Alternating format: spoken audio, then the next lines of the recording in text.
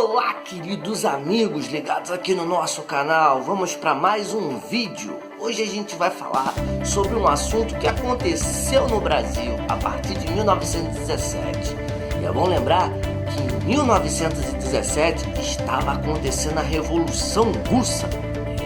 A revolução que vai tornar a Rússia um país socialista. Agora a União Soviética vai vigorar naquela região. Mas vamos lá, vamos entender as conexões que o Brasil teve com a União Soviética.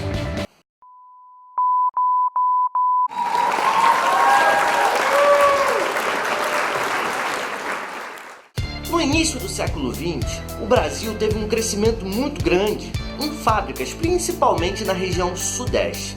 O Rio de Janeiro, São Paulo, Minas Gerais eram os três principais estados do Brasil em matéria de industrialização. As fábricas estavam sendo criadas a todo vapor.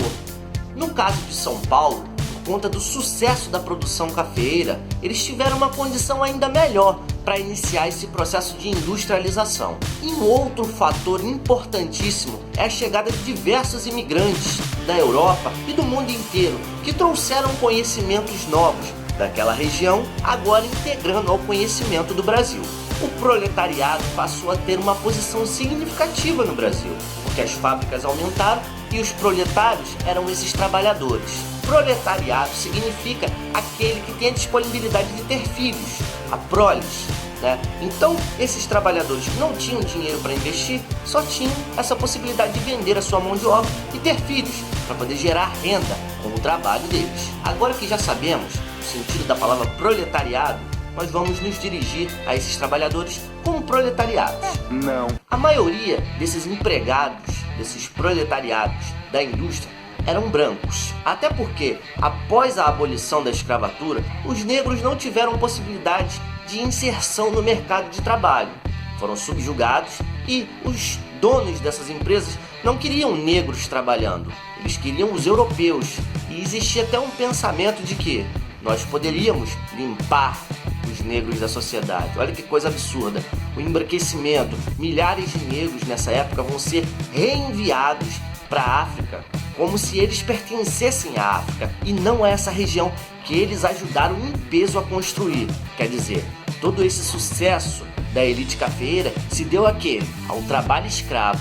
E agora, olha a ingratidão, esses escravos eram simplesmente jogados fora. A gente viu na revolta da vacina que muitos desses negros que se encontravam nessas cabeças de porco, nesses pequenos cortiços, que depois tiveram tudo isso derrubado, tiveram que ir para outros lugares, deram origem às favelas. A pobreza passou a ser concentrada na periferia urbana. Esses negros não tinham especialização também. Isso dificultava, porque a sociedade, porque o governo não colocava as disponibilidades possíveis para esses negros estudarem e, de alguma forma, atingirem um patamar social mais elevado que eles vinham levando desde o fim da escravidão. Mas vale salientar que vários imigrantes também viviam em condições miseráveis.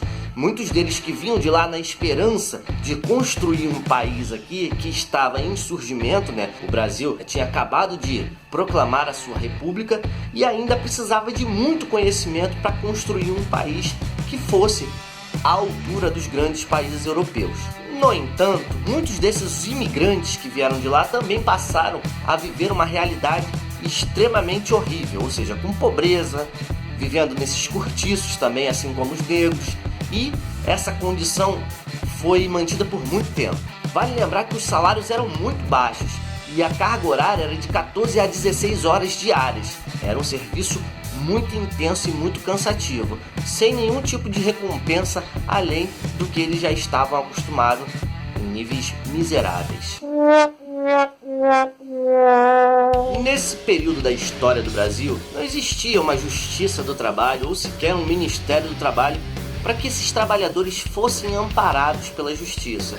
Então, vocês devem fazer ideia do que eles passaram, né? Se hoje em dia muitos trabalhadores, havendo diversas leis que protegem esses trabalhadores, passam por diversos problemas, a gente está vendo aí nessa época de pandemia quantos trabalhadores estão passando por diversos problemas e o amparo do governo não vem na hora H, não vem com eficiência e acaba muita gente sofrendo por essa ineficiência do Estado. Um dos caminhos que eles encontraram para tentar resolver minimamente algum desses problemas de ultra-exploração do proletariado foram as greves.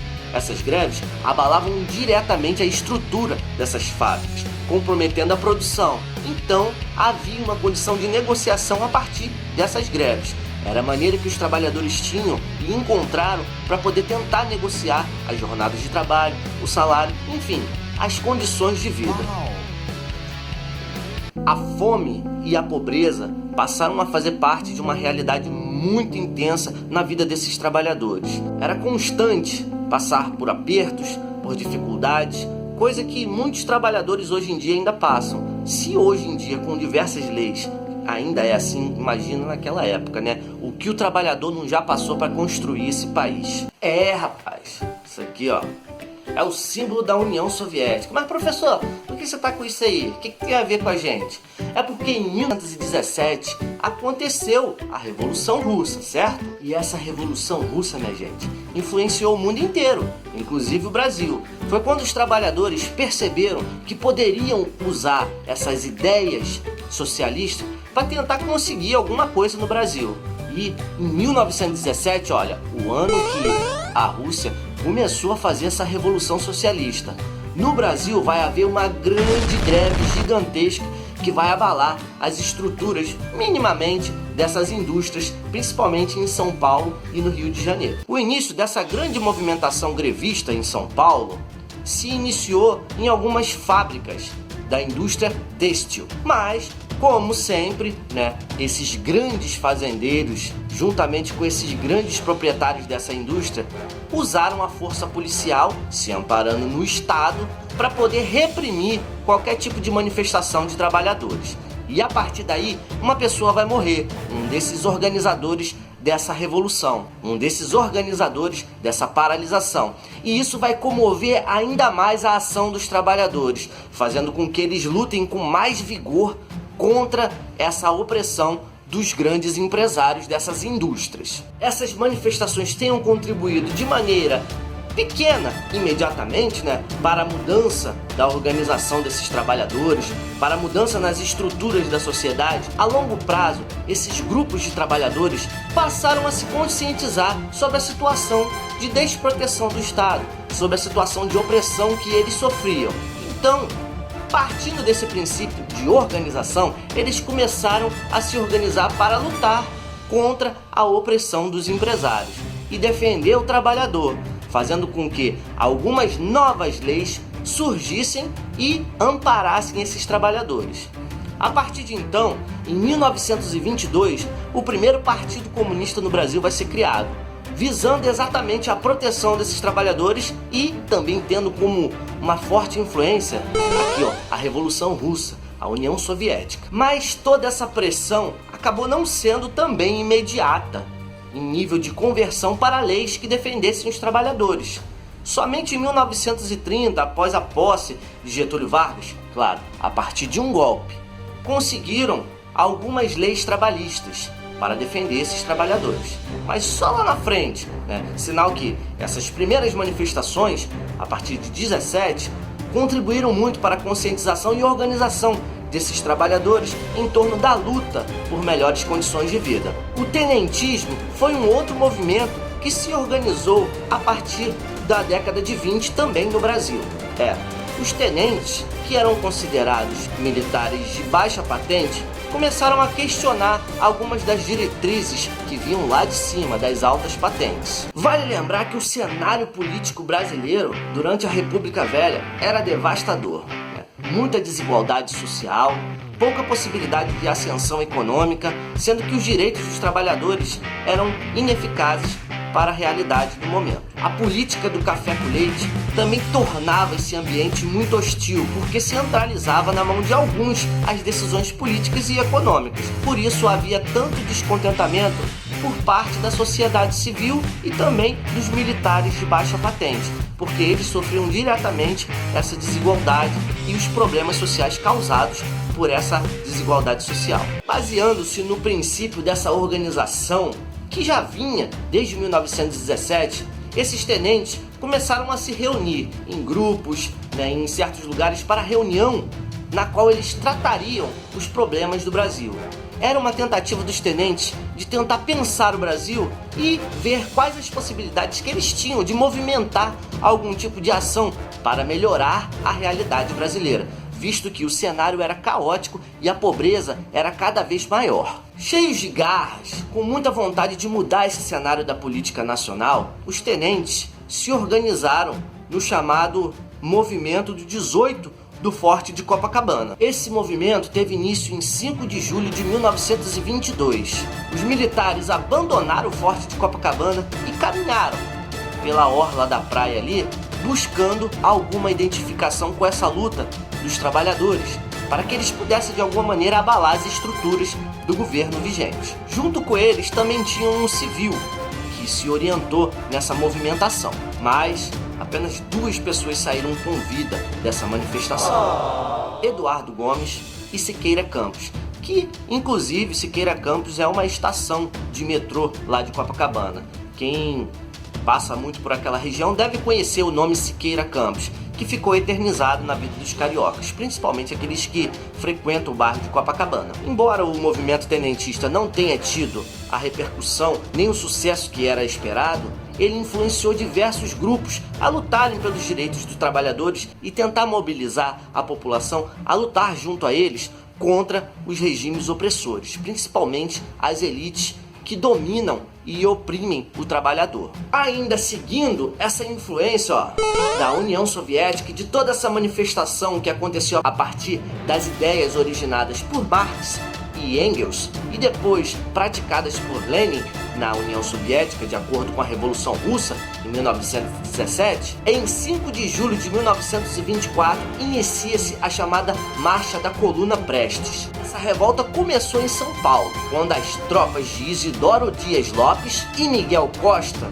enfrentaram as tropas do governo. Foi quando, então, numa manobra estratégica, eles partiram para o sul, lá encontrando o capitão Luiz Carlos Prestes, que vai coordenar toda essa marcha. De 1924 até 1927, essa marcha da Coluna Prestes percorreu cerca de 25 mil quilômetros por todo o interior do país, contando com aproximadamente 1.500 homens nessa coluna. E o líder, o principal líder, Luiz Carlos Prestes, apesar de não ter assim um projeto de governo ou um projeto político definido, tinha a garra e a vontade de mudança, de abalar essas estruturas da sociedade da época. E vale lembrar que em algumas regiões do país ainda havia escravidão, e um dos benefícios dessa marcha da Coluna Prestes foi exatamente a libertação dessas pessoas que ainda viviam em sistema de escravidão nos anos 20. Se hoje em dia ainda existe gente sendo escravizada e volta e meia a gente ouve falar de algum grupo que estava sendo libertado do sistema de escravidão, imagina nos anos 20. A libertação da escravidão tinha sido declarada há pouco tempo, 1889 a gente estava proclamando a República. Ali, tecnicamente e legalmente, já não existia mais escravidão, mas no centro do Brasil, nas partes que não tinha tanta vigilância nem o amparo das leis, a coisa corria solta e muita gente ficou muito tempo vivendo nessa loucura da escravidão. Esse é o Brasil, gente. E por isso, Luiz Carlos Prestes era conhecido como Cavaleiro da Esperança, exatamente por adentrar nesses lugares hostis, onde os grandes fazendeiros e as grandes indústrias mandavam nas cidades, e desestabelecer esse domínio, libertando esses trabalhadores e tentando traçar uma nova rota mais feliz para eles. Bem, pessoal, eu vou colocar aqui para vocês um mapa de todo esse território que a Marcha da Coluna Prestes percorreu, tá?